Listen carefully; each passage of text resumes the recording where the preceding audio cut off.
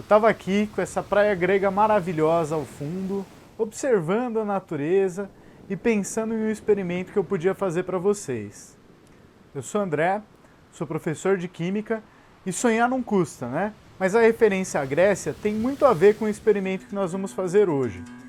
Dando prosseguimento ao experimento anterior, nós vamos continuar tratando da densidade, mas dessa vez da densidade de objetos sólidos, no caso específico, de algumas amostras de metais. Tá, mas o que a Grécia tem a ver com isso? Além das belíssimas praias, do grande valor histórico e cultural, do churrasco grego também, será que tem mesmo alguma coisa a ver com a Grécia? A Grécia também contribuiu ao longo da história com uma série de pensadores nas mais diversas áreas. E o nosso conteúdo do experimento de hoje acaba de alguma forma se relacionando com alguns desses pensadores. Vamos ver se você consegue pegar algumas dessas referências à Grécia ao longo desse vídeo. A medida da densidade de sólidos em si é bastante simples, mas o que nós vamos tentar fazer um pouco mais adiante, aproveitando desses dados, é estabelecer algumas relações entre a densidade, o raio atômico dos elementos ali envolvidos e a sua estrutura cristalina. O principal método experimental para a gente investigar a estrutura cristalina dos materiais é através da interação desses materiais com raio-x. Isso porque a distância interatômica é compatível com o comprimento de onda desse tipo de radiação. Mas eu me baseei aqui em dois artigos, um do professor Matteo Tubino e outro do professor Tubino e também do professor José de Alencar Simone, os dois professores do Instituto de Química da Unicamp, para montar esse experimento onde a gente, através de medidas muito simples, que não requerem equipamentos muito rebuscados, a gente possa discutir um pouco a estrutura cristalográfica desses metais. Se você quiser dar uma olhada nesses dois artigos, eu vou deixar os links aqui embaixo na descrição do vídeo.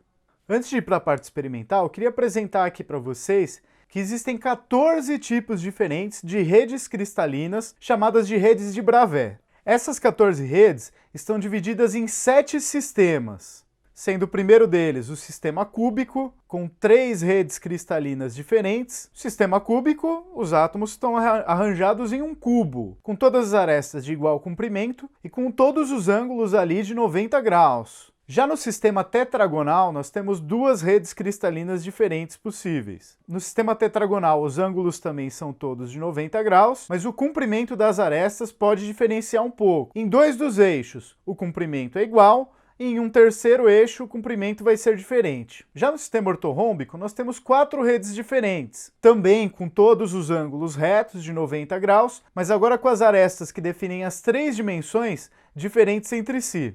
No sistema hexagonal, nós temos 2 hexágonos, com átomos em cada um dos vértices e um átomo no centro de cada um desses hexágonos. Há apenas uma rede hexagonal. As distâncias entre os átomos em cada hexágono são iguais, mas a distância entre os átomos do hexágono de baixo e do hexágono de cima é outra.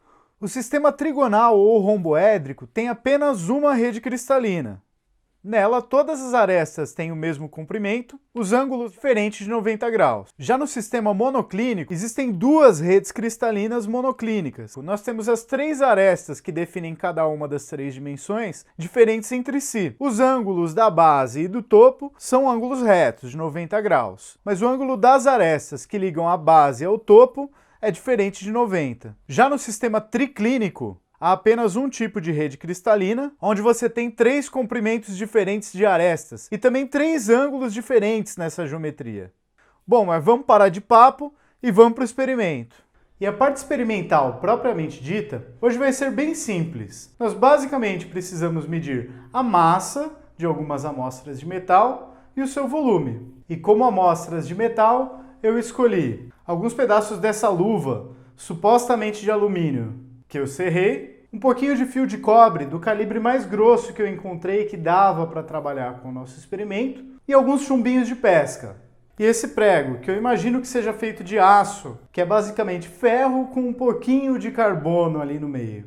Não tenho certeza se vai dar muito certo com o prego, mas vamos tentar. Para medir a massa, nós temos a nossa balancinha, que pesa de 0,1 em 0,1 gramas. Mas e para o volume? Como é que fica com essas amostras com geometrias tão irregulares? Para isso, nós vamos seguir a ideia do Arquimedes. Então eu vou usar uma proveta de 10 ml que mede de 0,2 em 0,2 ml, um pouco de água de torneira e uma pipetinha de vidro. Então, basicamente, o que nós temos que fazer é começar pela pesagem das nossas amostras de metal. Começando ali pelos pedaços da luva de alumínio, que totalizaram uma massa de 6,9 gramas. Os fiozinhos de cobre, com massa de 11,8 gramas. E os chumbinhos de pesca, que somaram uma massa de 19,4 gramas. Um prego de aço, que é basicamente ferro com um pouquinho de carbono, com uma massa de 5 gramas. E a primeira coisa para fazer essa medida é ter uma noção aproximada do volume de cada uma dessas amostras, porque nós vamos precisar colocar um pouco de água na proveta, que seja o suficiente para cobrir todo o metal quando ele for colocado lá dentro, mas que não seja água demais para que a água ultrapasse a marca dos 10 ml, que é a maior medida dessa proveta. Então, começando ali pelo alumínio, vou pôr um pouquinho de água aqui na proveta.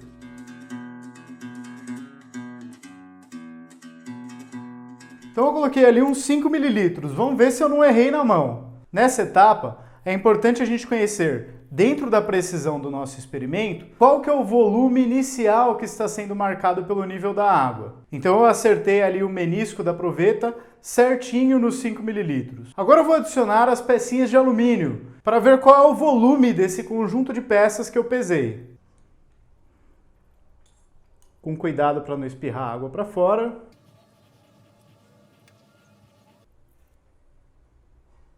Era pouca água. E como não tinha água suficiente, o que eu precisei fazer foi tirar ali aquelas pecinhas de alumínio. Eu vou precisar secá-las, porque esse volume de água que está aderido nelas não deve entrar na nossa conta. Bom, mas pelo menos não precisa pesar de novo, porque a massa de alumínio continua mesmo.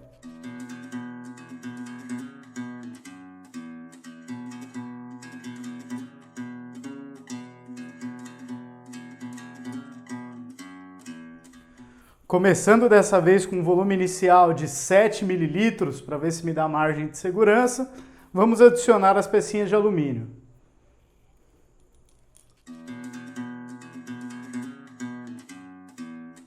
Bom, por enquanto deu tudo certo. Agora o que eu tenho que fazer é tirar umas bolinhas de ar que ficam me incomodando e não interessa pra gente o volume desse ar.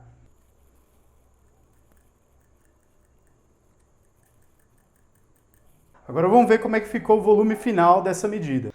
Provavelmente não deu para focar com a câmera do celular, mas o volume final aqui é 9,6 ml. Então se eu tinha 7 ml sem as peças de alumínio e tenho 9,6 com as peças de alumínio, o volume dessas peças é de 2,6 ml. Então vamos adiante mais uma vez agora com as peças de cobre. Para o cobre, eu já vou dar uma estimada aqui até onde tem que estar a água no mínimo. Vou colocar 6 ml, que é a altura que um fiozinho desse fica de pé na proveta.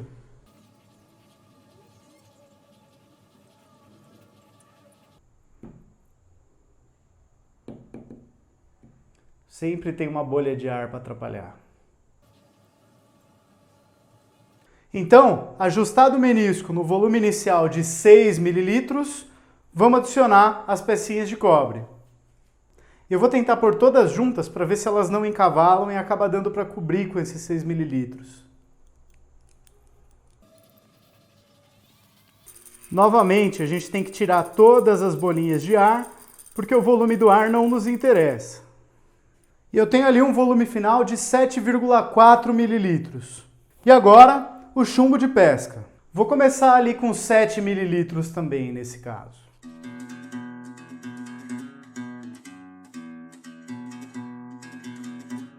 Ajustado o menisco no volume inicial de 7 ml, bora jogar o chumbo na água. Minha amiga e meu amigo, quase espirrou água para fora aqui. E eu tô bem preocupado com o ar nesses chumbinhos, porque como eles são para pesca, eles têm esses furinhos para passar a linha. Então eu fico com dúvida se não tem bolinhas de ar ali presas, então vou agitar bastante. Até tirar a proveta da base para dar uma chacoalhada mais intensa. Bom, acho que deu. E o nível final da água estava em 8,8. E agora eu vou fazer com o meu prego de aço, que é ferro com um pouquinho de carbono ali. Bom, medindo aqui pela altura do prego, acho que eu vou colocar uns 7 mililitros de volume inicial mesmo.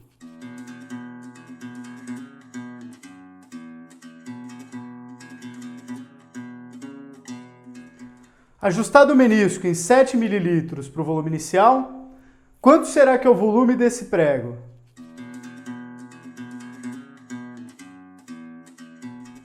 E aqui nesse caso ficou quase no meio de duas medidas, entre 7,6 e 7,8.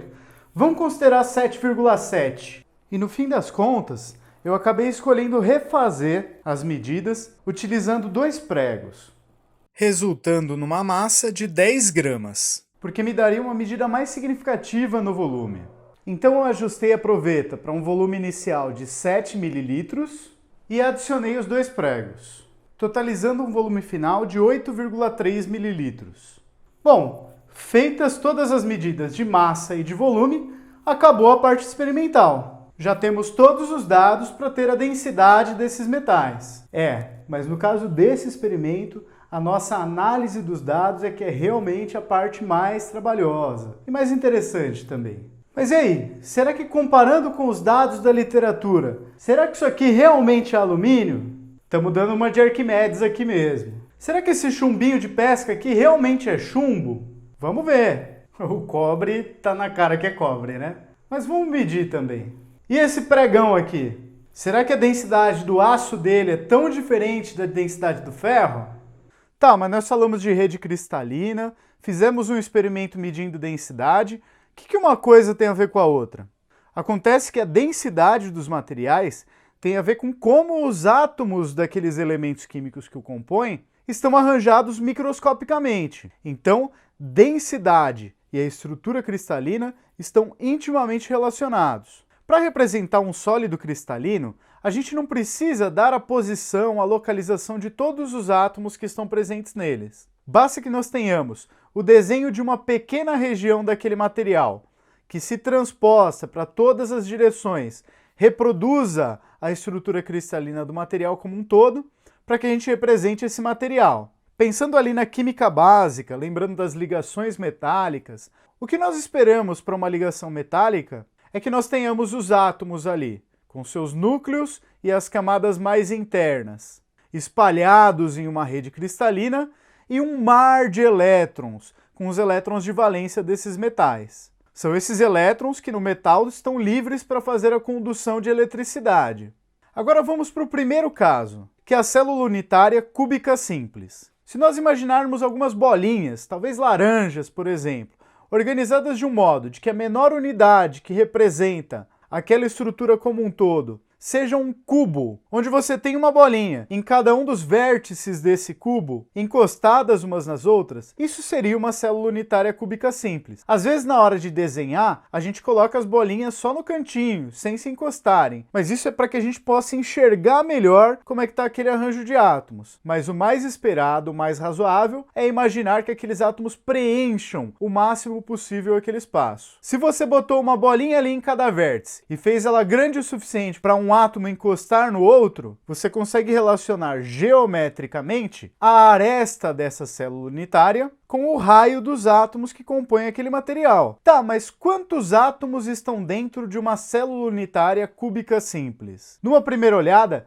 imagino que você tenha dito que tem 8 átomos na célula unitária cúbica simples. Mas não. Na verdade, só conta a parcela de cada um desses átomos que está dentro do cubo. Repare que cada um dos átomozinhos nos vértices do cubo tem apenas 1/8 de seu volume na parte interna do cubo. Os outros 7/8 estão para fora. Na hora que eu replicar minha célula unitária em todas as direções para formar o material como um todo, eu só preciso ter esse 1/8 de cada um desses átomos para que eu componha cada uma das bolinhas nesse desenho. Então, na célula unitária cúbica simples, eu tenho esses 8 átomos com apenas 1/8 de cada um dentro do cubo, então a célula unitária cúbica simples contém apenas um átomo. O segundo caso, que é a célula unitária cúbica de corpo centrado, eu tenho novamente o cubo com um átomo em cada um dos seus 8 vértices e um átomo no centro do cubo. Faça esses átomos serem grandes o suficiente para se encostarem E você também consegue calcular pela geometria qual é a relação entre a aresta da célula unitária e o raio de cada um desses átomos. E na célula cúbica de corpo centrado, quantos átomos estão contidos dentro da célula unitária? Vamos lá. Novamente, nós temos um átomo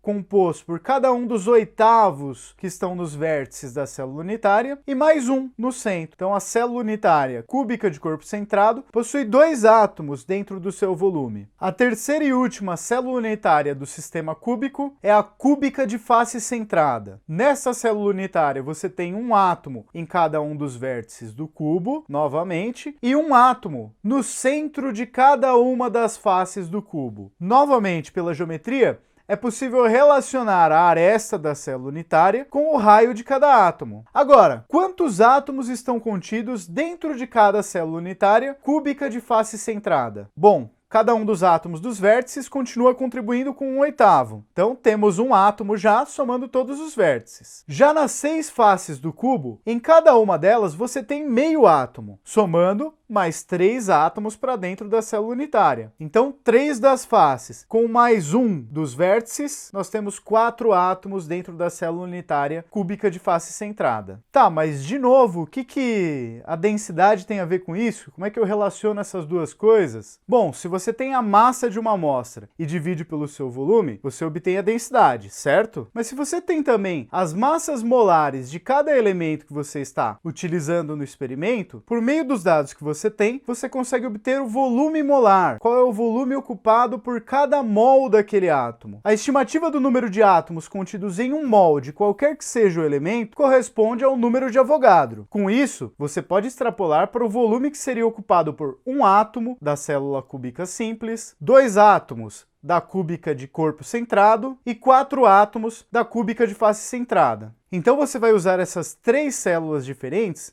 como 3 hipóteses para qual que é a estrutura cristalina de cada um dos metais que você tem a densidade. Pegando cada um dos metais e estimando qual que seria o volume de uma célula unitária, caso aquele metal fosse cúbico simples, caso fosse cúbico de corpo centrado, caso fosse cúbico de face centrada. Tendo o volume da célula unitária, como ela é um cubo, é muito simples calcular qual que é a sua aresta, não é? E como para cada uma das células unitárias você pode estabelecer uma relação geométrica entre a aresta e raio dos átomos que a compõem, então você pode, para cada um dos metais, estabelecer a sua estimativa para o raio atômico, caso ele seja cúbico simples, cúbico de corpo centrado ou cúbico de face centrada. A partir disso, e usando esses dados de raio atômico que eu vou deixar aqui disponível para vocês, vocês me digam qual que é a estrutura cristalina de cada um desses metais que a gente usou no experimento. Pô, professor, mas você podia ser legal e escolher um metal com a estrutura cúbica simples que fica mais fácil de fazer as contas, né? Pois é, façam as contas aí e vejam se deu. E depois também dá uma pesquisada, tenta descobrir algum metal com a célula unitária cúbica simples. Veja se eu ia estar sendo legal comigo mesmo ao escolher esse metal. E aí, achou qual que é a célula unitária de cada um desses metais? Ela tá batendo com as informações que vocês encontram por aí na literatura? E aí, você conseguiu encontrar algumas referências à Grécia nesse experimento e nesse assunto? Tem uma delas que tá na cara, né? Mas as outras estão mais escondidinhas aí. Bom, se você encontrou alguma, deixa aqui embaixo nos comentários. Bom, pessoal, é isso aí. Espero que vocês tenham gostado. Fiquem de olho nos próximos vídeos aí do canal, que logo logo tem mais. Até mais!